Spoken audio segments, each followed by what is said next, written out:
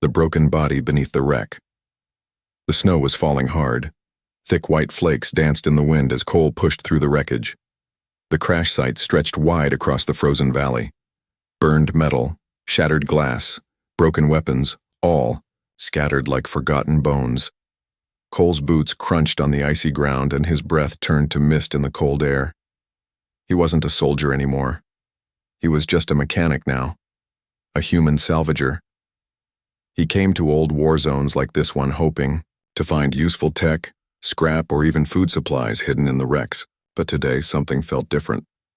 The scanner in his hand beeped once, then again he stopped. The signal was weak, almost fading. Could be a power cell, he muttered to himself. He followed the signal, climbing over a large broken wing. The ground beneath it had cracked open and smoke curled up from the icy soil. He knelt beside the rubble. The scanner beeped louder. Something, or someone, was under there. Cole started moving the pieces carefully. He pulled away a sharp sheet of metal, and his breath caught. It wasn't a power cell. It was a body. An alien woman lay crushed between two steel beams, half covered in snow and soot.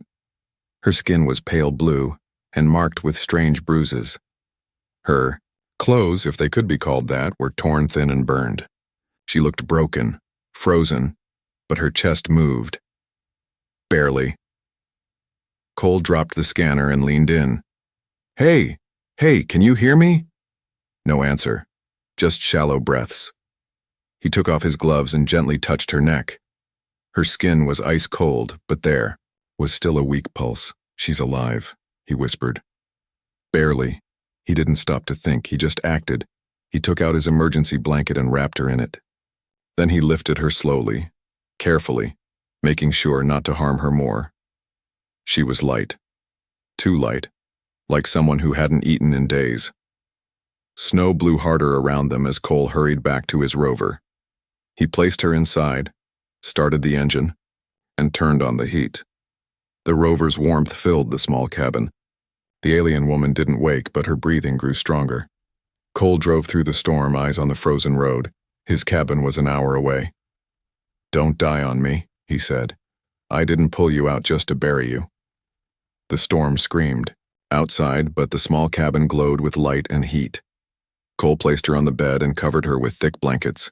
He started a fire, warmed water, and gently wiped the blood and dirt from her face. Her face was young. Maybe his age.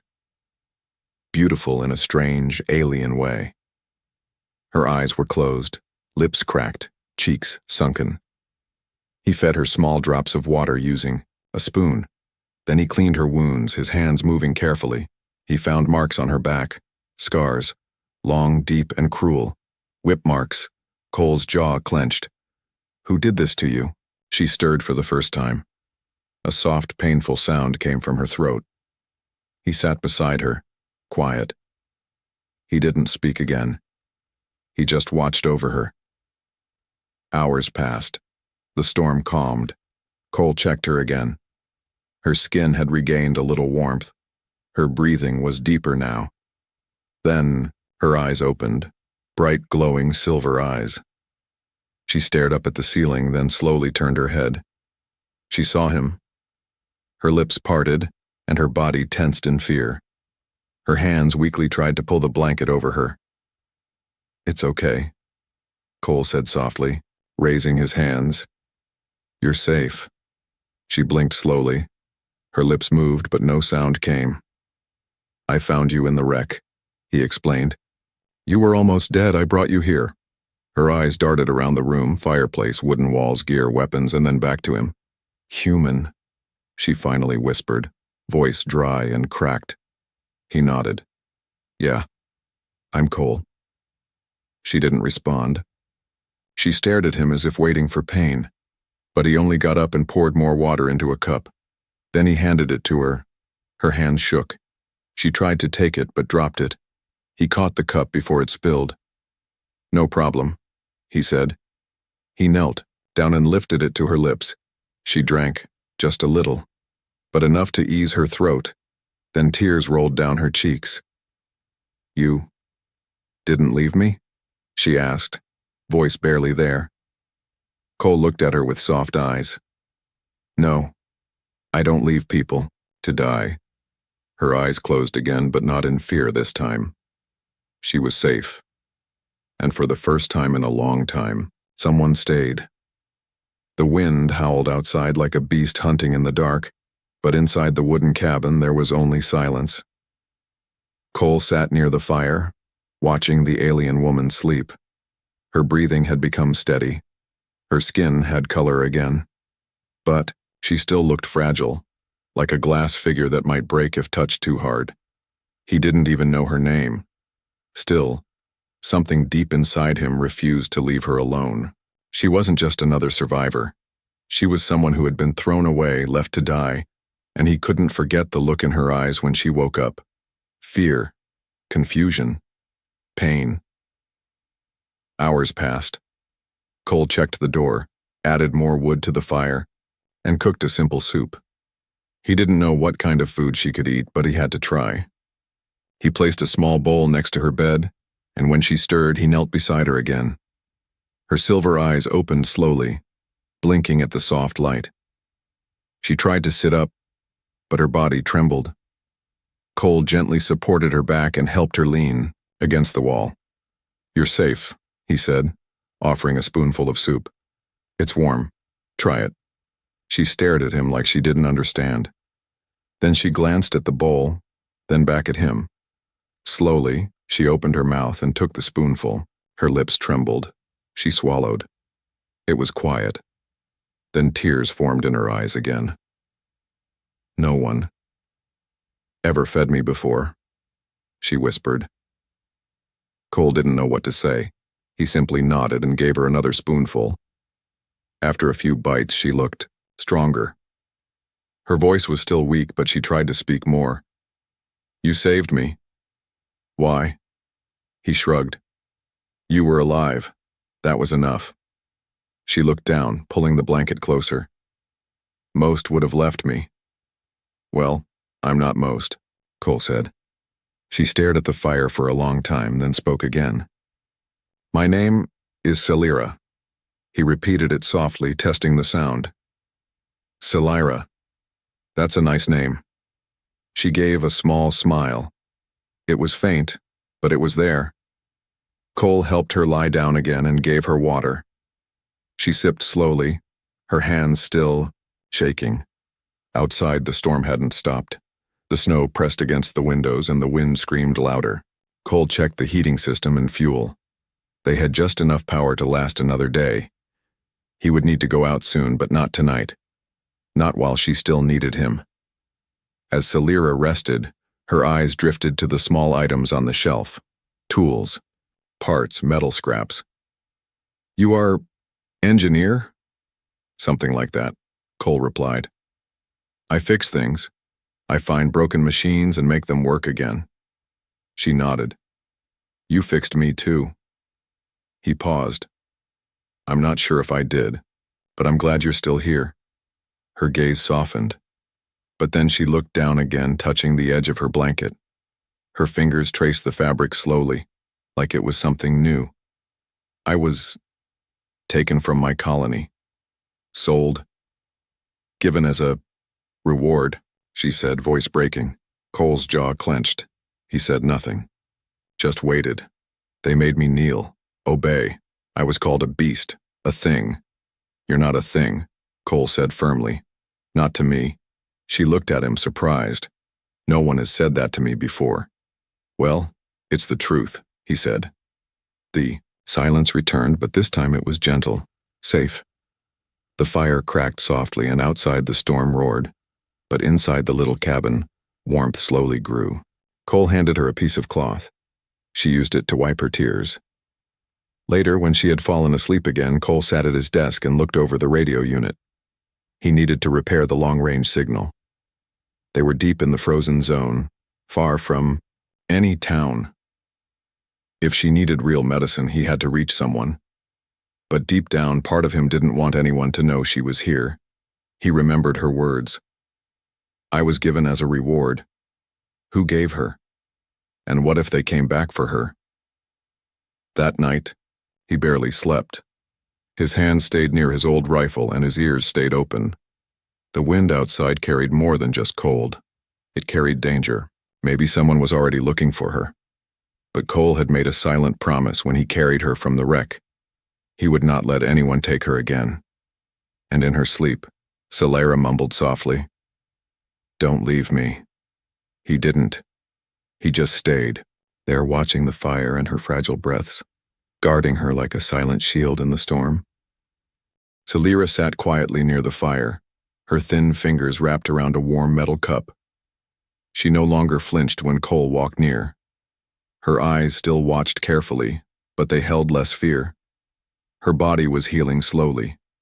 She could sit up now, speak more clearly, and even help with small things around the cabin.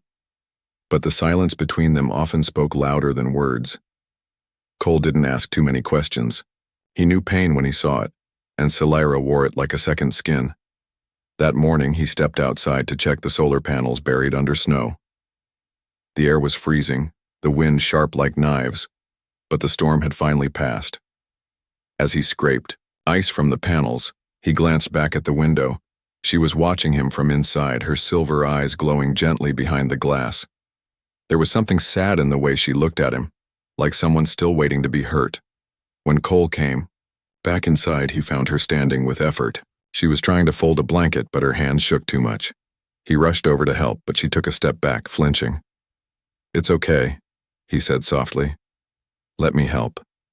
She nodded slowly. Together, they folded it and placed it back on the shelf. She looked down, ashamed. "My hands. They forget how to do small things." "You're doing fine," Cole replied. "Better than yesterday." She gave him a weak smile, but it didn't last. Her eyes dropped again and her shoulders curled in. Later that day, Cole was organizing old supplies when he noticed something on the floor. Small, dark drops. Blood. He followed the trail and found Celera in the washroom, sitting on a stool. Her back was bare. She had tried to clean herself, but the bandages had peeled off, revealing deep, jagged scars across her skin. His breath caught. Some wounds were old, long healed but never forgotten. Others were newer, red and raw. Marks of pain. Marks of punishment. She looked over her shoulder, caught him staring, and froze. Her hands moved to cover herself. Her lips trembled. "Don't look." But Cole didn't move closer. He didn't run away either. He just stood there and said, "Whoever did this, they should have been the ones left to die in the snow. Not you." Tears filled her eyes. "I was trained to hide the pain, to kneel, to smile even when they beat me." "You don't have to do that here," he said. "You don't owe me anything. I'm not like them." Her voice broke. "Then why did you save me? Why take in someone so used and ruined?" Cole knelt slowly, keeping distance. "Because I saw a person who needed help. Not a thing, not a slave. Just someone who needed to be treated like a living soul." Her fingers gripped the edge of the stool. Her voice was small. "I was afraid when I opened my eyes and saw a human. I thought you'd be like the others. I'm not," he whispered. She looked at him for a long time. Then she nodded slowly. That night, Celera helped him cook. She still limped, still winced when she bent too much, but there was light in her eyes now. She asked simple questions about his tools, his rover, the devices on the shelves. Cole showed her how he repaired broken scanners and repurposed alien tech for warmth and water.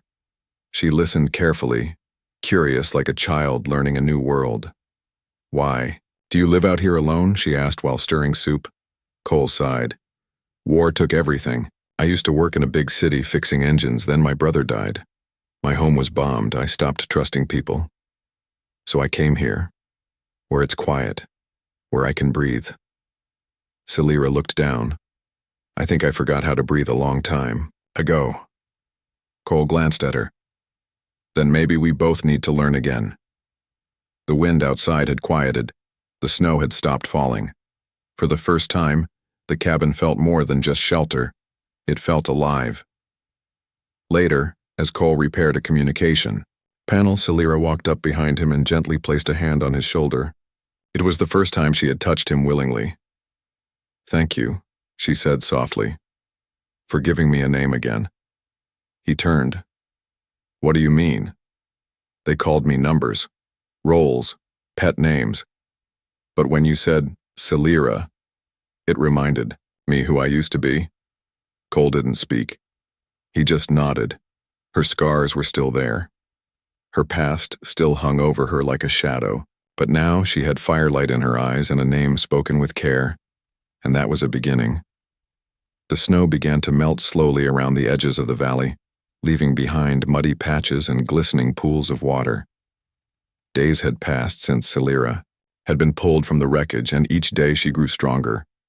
Her voice no longer cracked when she spoke, and her steps no longer trembled with each move. The bruises faded, but the scars remained. Still, she didn't hide them anymore.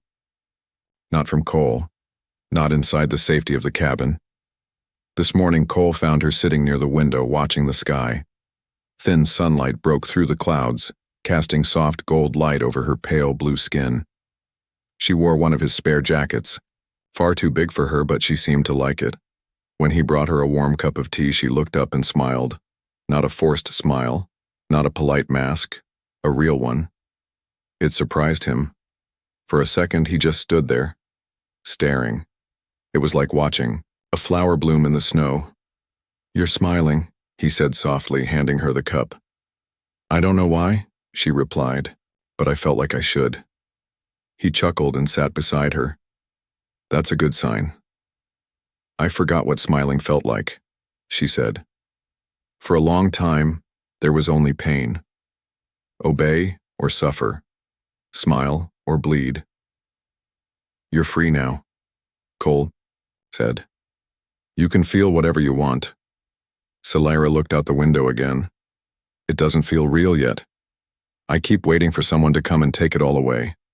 He followed her gaze to the distant hills. "They'd have to go through me first." She turned her head slowly, her eyes studying him. "Why would you fight for someone like me?" Cole didn't answer right away. He just looked down at his hands. "Because I've seen too much cruelty, and I won't let it win. Not again." Silence settled between them, a peaceful silence. Later that day, Celira insisted on helping him with repairs. She had watched him long enough.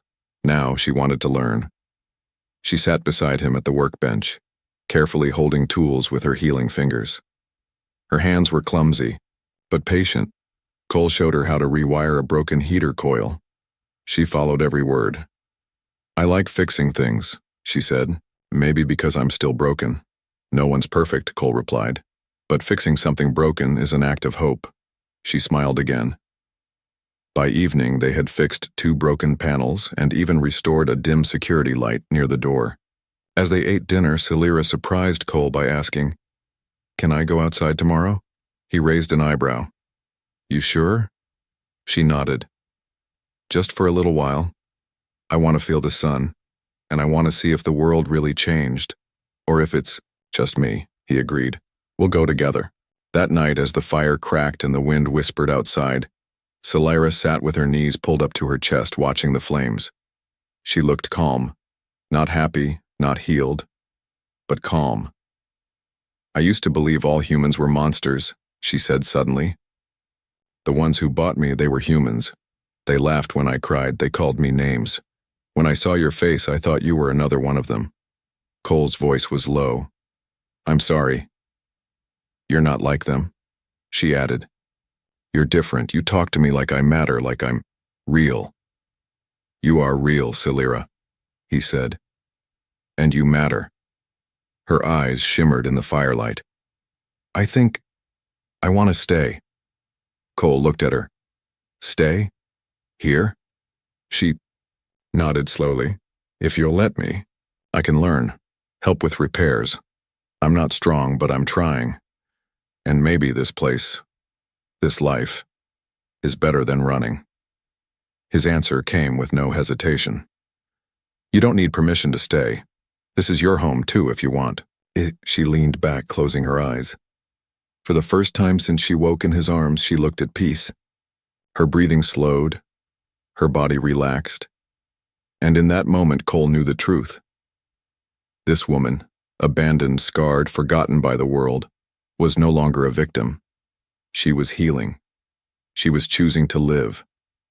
And tomorrow, she would step outside, not as a runaway, not as a prize, not as a slave, but as someone rebuilding herself from ashes. The first smile had come. It wouldn't be the last. The next morning was quiet. The wind had finally stopped and the snow reflected the sunlight like glass. Celira stepped outside for the first time, leaning on Cole's arm. Her feet touched the cold ground slowly, like a child taking her first steps. She looked around the open sky, the trees covered in white and the empty valley stretching far in all directions. Her lips parted in awe. "It's beautiful," she whispered. Cole smiled beside her. "Told you. Out here there's no one to tell you what to be." They stood there in silence for a long while. Then Celira looked up and said something Cole hadn't expected. "I want to live." She said it with full breath, not like a question, not like a weak hope, but like a decision. Cole placed his hand gently on her back. "Then we start today." They spent the day fixing more parts of the cabin. Celira helped organize tools and check the power cells with growing confidence. Cole even let her take apart a broken heater, and she smiled when it sparked to life under her touch. The cold wasn't biting anymore. There was warmth in her hands now, strength in her fingers. She was healing, not just in body, but in spirit. But peace rarely lasts long. That night, as Cole adjusted the rooftop antenna to scan nearby frequencies, he heard it, a faint hum. Low, steady, wrong. He froze. Slowly, he turned toward the horizon and saw it, a black dot in the sky moving fast and low.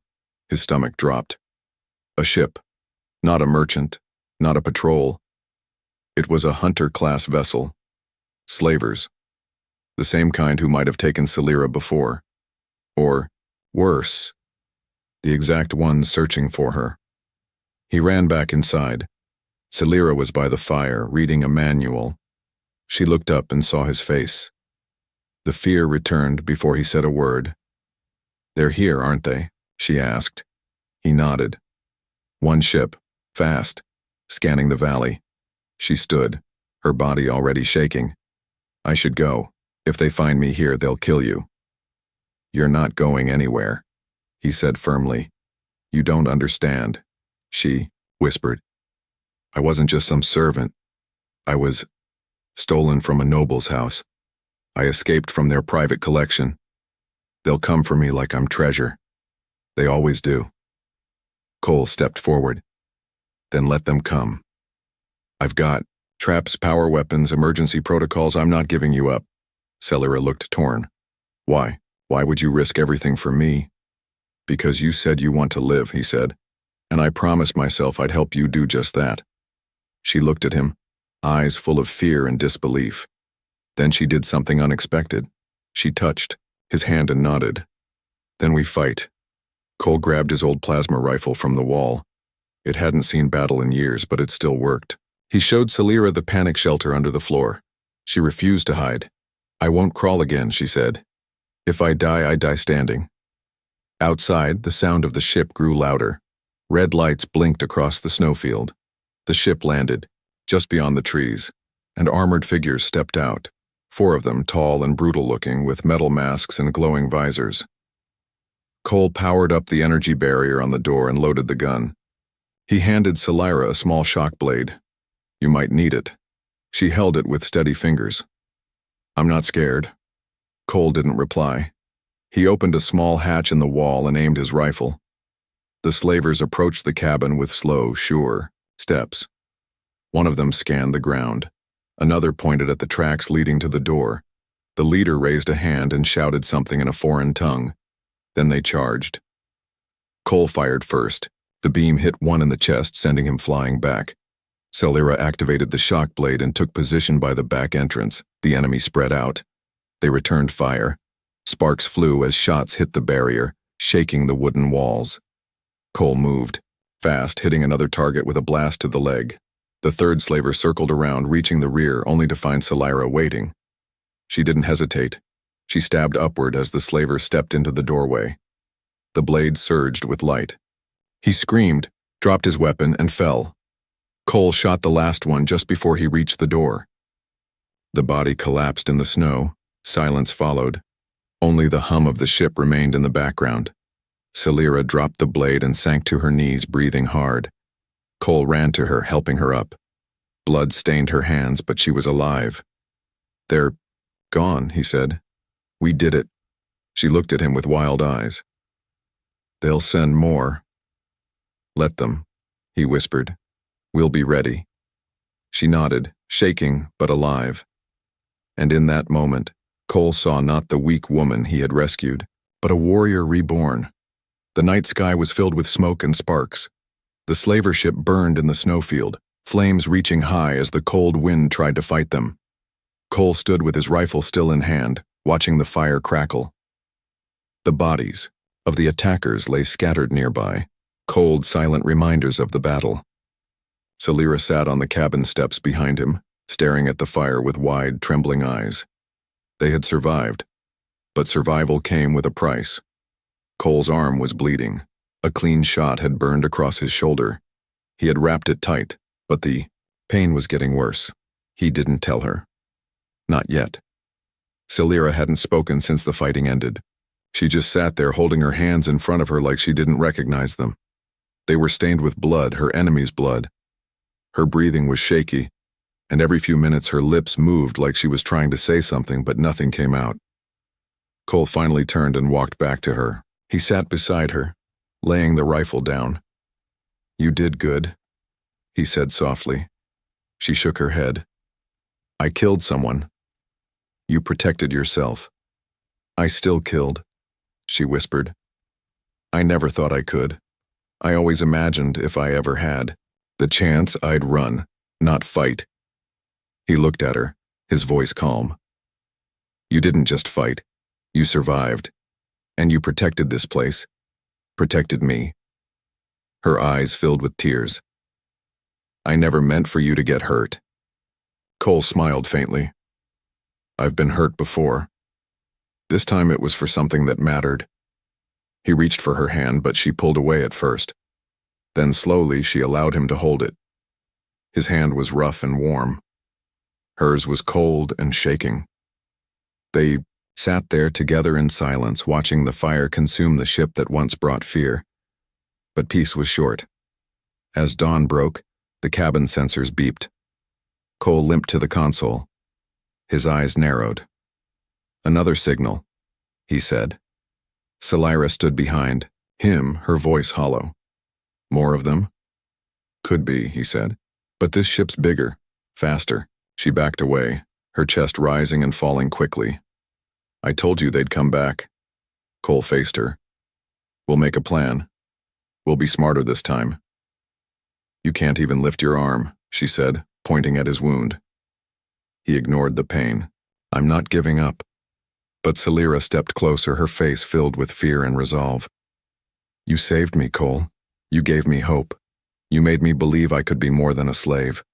And now, you're going to die because of me." "No," he said sharply. "Don't you dare think this is your fault." She shook her head. "If I stay, you die. If I leave, maybe they'll stop." "You think I care about dying now? After all this?" he asked. She fell silent. He softened his tone. "You don't get it. You made me feel alive again, too. Before you came here, I was just breathing, not living." Selira looked into his eyes. Her lips trembled. "Then let me protect you," she whispered. "No." She stepped closer. "You said I'm free now. That means I choose what I fight for." The alarm beeped again. Time was running out. They looked at the small defense system on the screen. Only 2 perimeter turrets left, 1 old landmine, and a half-working barrier. It wasn't enough. Suddenly, Selira moved. She grabbed the small alien device Cole had taken from her wreck. the one they hadn't figured out how to use yet. "What are you doing?" Cole asked. She activated it. The device lit up, humming softly. "I was too scared to use this before," she said. "It's not just a weapon. It's a call, a distress beacon." "To who?" She looked at him with a strange expression. "To those who used to own me." "Are you crazy?" She shook her head. "They'll come for me. And when they do, they'll come armed, expecting to reclaim their lost toy. But I'm not a toy anymore." Cole understood. "You want to bring them here? On purpose?" She nodded slowly. "No more running. No more hiding. Let them come. Let them try." He stared at her for a long moment. Then, wounded and tired, he gave a short, proud smile. "You're braver than most soldiers I've known." She turned back to the console and activated the signal. A pulse shot into the sky. Now all they could do was wait. But this time they weren't waiting like prey. They were waiting like warriors. She helped him into bed and wrapped his wound with care. Then she sat beside him, blade in hand, eyes locked, on the door. When the enemy came again, they would find fire waiting. Not in the weapons. In her. The cold wind blew through the trees once more, but this time it wasn't empty. It carried a hum, low and deep, growing louder as the minutes passed. The sky above the valley shimmered faintly, and then, like a wound opening in the clouds, a ship arrived. It was sleek, black, and silent, with no symbols on its surface, but Celira knew it by heart. It was not a slaver vessel, but something worse. A private collector's ship. The kind that never announced itself, never left witnesses. It hovered above the trees like a predator. It had come for her. Inside the cabin, Cole stood on shaky legs, holding his rifle in one hand and gripping the wall with the other. His shoulder burned, but he stayed up. He would not let her face this alone. Not after everything. Celira stood near the cabin door, eyes locked on the ship, her shock blade clipped to her belt, and the alien beacon in her hand, now dark. She had sent the call. Now they had answered, but they didn't land. They sent a message, a cold voice through the airwaves. "Celira 13, you were property. You escaped. Now return. You belong to the House of Varn." Cole stepped forward, anger flashing in his eyes. "She doesn't belong to anyone." Celira didn't flinch. She replied calmly, her voice cold as ice. "I am no longer yours. You were bought. You were trained. You are not free. You are defective. Come now, or be taken." She looked at Cole once more. "No matter what happens," she said softly, "thank you for giving me a name." "I didn't give you a name," he said. "You already had it. I just reminded you." She stepped outside into the snow, her hair flowing in the cold wind, eyes locked on the ship. Her scars were visible under her torn jacket, not hidden, not shameful. They were her truth, her history, her proof of survival. The ship hovered lower. A pod dropped from its belly and opened. 4 soldiers stepped out, tall, masked, and armed. Cole limped to stand beside her. "We fight together." "No," she said gently. "You did enough. Let me end this." Before he could answer, she walked forward alone. The soldiers raised their weapons. She didn't stop. "Target confirmed," one of them said. "Prepare for stun." They aimed, but Celira moved first. With a cry of fury and freedom, she activated her blade and threw it.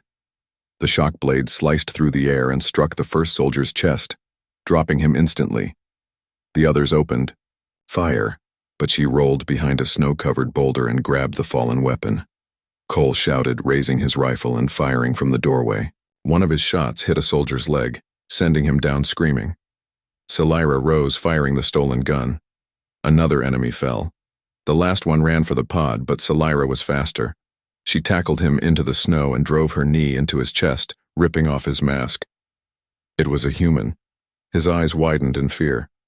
"You're just a slave." She raised the weapon. "Not anymore." The shot echoed through the valley. Silence followed. The ship above began to retreat. It had lost control. Its message systems flickered. It didn't expect failure. It didn't Expect resistance. Salira picked up the beacon and stared into the sky. Then she spoke into it one last time. If you come again, I will destroy every ship you send. I am not yours. I never was. I choose my life now. I choose my home. She crushed the device in her hand. The ship disappeared into the clouds.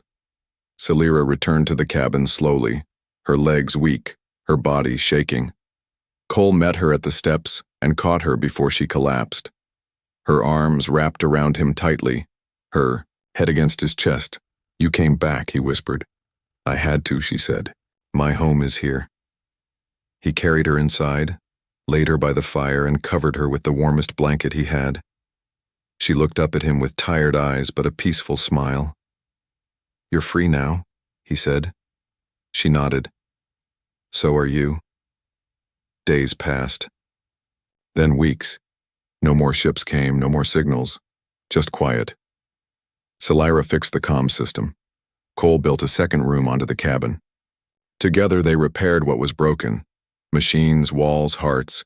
And one morning, as the snow melted completely and flowers pushed through the soil, Salira stood beside Cole on the porch, watching the sunrise. Do you ever think about the past? She asked. Sometimes, he said. But now I have something better to think about. She smiled at him, the same smile that first bloomed after her pain began to fade. She reached for his hand, not because she needed to, but because she chose to.